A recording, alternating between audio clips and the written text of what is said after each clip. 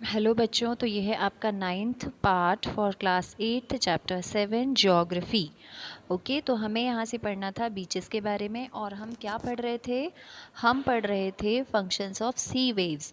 सी waves की वजह से क्या क्या फंक्शंस जो हैं वो हमारे समुद्र के आसपास के एरियाज़ में होते हैं। वो तो हमने देखा था बेटा कि बीचेस बनते हैं, है ना। तो और ये सैंड बार्स, लगून्स, ये जो आपको यहाँ पर दिख रहे होंगे, ये सारे बात कर रहे हैं हम, ठीक है। तो सी वेव्स की वजह से ही ये सारे लैंडफॉर्म्स बनते हैं, ठीक है। तो सी वेव्स जो होती हैं बेटा, वेदर्ड मटेरियल को शैलो एरियाज़ में लेकर के जाती हैं।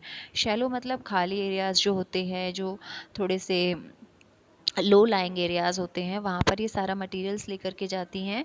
After some time the submerged area deposited by the weathered material emerges out.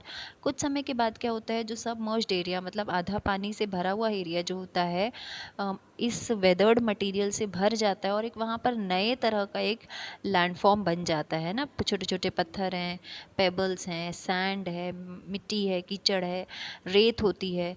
तो इस वजह से को सी बीच बन जाता है वो, मतलब समुद्र का एक बड़ा सा किनारा बन जाता है, ठीक है। और इसे ही हम बीचेस कहते हैं। ओके, सो चौपाटी इन मुंबई, मरीना इन चेन्नई, है ना। तो ये सारे गोवा, केरला, ये सारे बीचेस हैं बेटा, मतलब कोस्टल एरियाज में जो बीचेस होते हैं ना, वो हैं, ठीक है। सैंड बार्स की अगर हम बात करें तो sometimes embankment of sand, gravel, pebbles get built up in the floor not far away from the coast, they are called bars. तो जैसा कि आप डायग्राम्स में देख पा रहे हैं, पेबल्स की वजह से, सैंड की वजह से, ग्रेवल्स की वजह से थोड़ा सा उठा हुआ एरिया बन जाता है का समुद्र के किनारे, बीचेस में ही। इसे ही सैंड बार्स भी बोलते हैं और इसी तरह के एरिया को लगून्स भी बोलते हैं, ठीक है।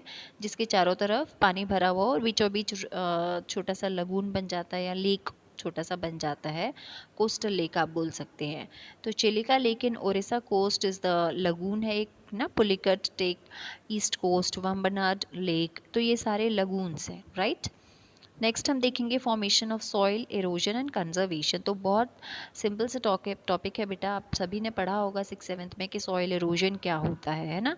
तो सॉइल की जो अपर लेयर होती है, जो ह्यूमस होता है, उसका ब्लो अवे हो जाना बिकॉज ऑफ वाटर और बिकॉज ऑफ एयर और बिकॉज ऑफ ह्यूमन एक्टिविटीज़, इसे ही हम सॉइल इरोजन कहते हैं। तो सबसे पहले हम देखेंगे कि सॉइल की फॉर्मेशन कैसे होती है। तो सॉइल जो है थिन लेयर होती है, अपर लेयर अर्थ की क्रस्ट की, है ना, जहाँ पर ऑर्गेनिक मटेरियल होता है, इनऑर्गेनिक मटेरियल भी होता है। और यही जो थिन लेयर होती है सॉइल की, हेल्प करती है वेजिटेशन में, फॉर्मेशन, एग्रीकल्चर में। ओके, की एजेंट्स क्या होते हैं सॉइल फॉर्मेशन के? सबसे बड़ा की एजेंट है सॉइल फॉर्मेशन का रॉक, पत्थर, क्योंकि पत्थरों से ही सॉइल बनी हुई है। ओके, तो bedrock, surface shape, climate, time, vegetation, creatures, इन सब ने मिलकर के सॉइल की फॉर्मेशन की है। पेरेंट रॉक की अगर हम बात करें बेटा, तो अंडरलाइंग रॉक, सबसे नीचे जो बेड रॉक होते हैं उन्हें हम पेरेंट रॉक कहते हैं। और इन्हीं रॉक्स, यही रॉक्स जो हैं छोटे छोटे पीसेस में ब्रेक हुए हैं because of chemical organisation, colour formation, mineral part, etcetera. Okay, next जो हम देखेंगे सरफेस शेप। तो process of soil formation directly और indirectly is affected by the surface shape.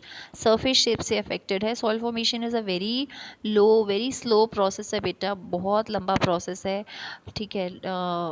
तो and the very low in the sharp slope areas because water flows very fast. On the contrary, in the slow slope areas the water flows very gently and water forms more soilier, therefore fully developed soil fertile is formed in the plains. तो यहाँ पर ये बताया जा रहा है कि किस एरियाज में पूरी तरह से अच्छी सॉइल फॉर्मेशन होती है। तो सरफेस एरियाज में, क्योंकि स्लोप वाले एरियाज में तो सॉइल फॉर्मेशन नहीं हो पाएगा क्योंकि पानी से बह जाएगा सारा मिट्टी, ठीक है। टाइम की अगर हम बात करें तो बहुत लंबा प्रोसेस है सॉइल फॉर्मेशन का। क्लाइमेट की अगर हम बात करें तो क्लाइमेट बहुत इंपॉर्टेंट फैक्टर है सॉइल फॉर्मेशन में, ठीक है, क्योंकि बड़े बड़े पत्थरों का टूटना, पीसेस में ब्रेक होना, ये सब क्लाइमेट की वजह से ही हुआ है। वेजिटेशन एंड ऑर्गेनिज्म की अगर हम बात करें बेटा, तो ट्रीज और ऑर्गेनिज्म जो है, they have help to form the bedrock in the developed soil. Living remains in the soil are derived from the remains of rotten trees and dead animals. तो रॉटन ट्रीज मतलब जो trees सड़ गए हैं, टूट के जो गिरे हैं, डेड एनिमल्स जो है, इन सारी चीज़ों की वजह से ही जो सॉइल का ह्यूमस है उसकी फॉर्मेशन हुई है, ठीक है। और ह्यूमस की वजह से वेजिटेशन हो, क्रॉप्स हो, सबको नरिशमेंट मिलता है, ठीक है। तो अगर सॉइल हॉरिजन की बात करें तो आप डायग्राम में देख पा रहे होंगे, इसे पार्ट्स में डिवाइड किया है, upper soil, then middle soil, then weathered original rock material. ठीक है, तो इसी का डिस्क्रिप्शन यहाँ पर साइड में आपको पूरा दिया हुआ है कि अपर मोस्ट जो सॉइल होती है इसे हम टॉप सॉइल बोलते हैं, ह्यूमस भी इसे हम बोलते हैं, जहाँ पर पूरी तरह से वेजिटेशन की जाती है। ठीक है, फिर होती है आपकी सब सॉइल, है ना, यहाँ पर सैंड होती है, सिल्ट होती है, क्ले होती है, थर्ड लेयर होती है आपकी वेदर्ड पेरेंट रॉक मटेरियल। ठीक है, तो इस तरह का डिवीजन यहाँ पर किया जाता है। देन सॉइल एरोजन के बारे में बताया गया, तो सॉइल एरोजन सभी को पता है। ठीक है, तो जो टॉप लेयर होती है उसका उड़ जाना, उसे ही हम सॉइल एरोजन कहते हैं, डिस्ट्रक्ट हो जाना उसका। Okay, causes of soil halogen के क्या रीज़न हो सकते हैं?